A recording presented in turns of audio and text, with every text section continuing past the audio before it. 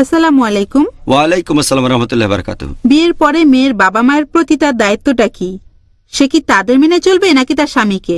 বোন প্রশ্ন করলেন যে একটা মেয়ে বিয়ের পরে তার বাবা মার প্রতি কি দায়িত্ব পালন করবে, স্বামীকে মেনে চলবে নাকি বাবা মাকে? আমার মতো দুপক্ষকে মেনে চলবে, সেটাই তো সবচেয়ে ভালো।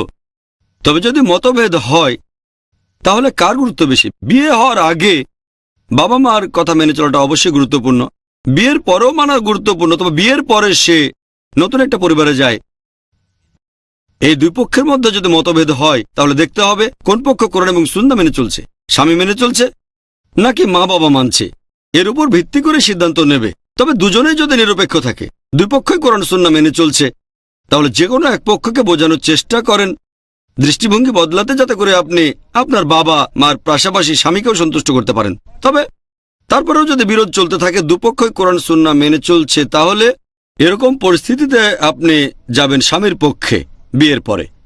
আর এটার কারণ হলো, এখানে আপনি পরিবারের দেখাশোনা করবেন, তার মানে এই না যে নিজের বাবা মাকে একেবারে ত্যাগ করবেন।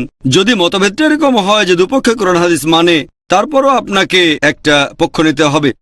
সবচেয়ে ভালো দুপক্ষকে সন্তুষ্ট করা, একেবারে শেষ উপায় হিসেবে যদি পক্ষ নিতেই হয় তাহলে আপনি এখানে নেবেন স্বামীর পক্ষ, কারণ সেটা এখন আপনার নিজের পরিবার, বাবা মার পরিবার না।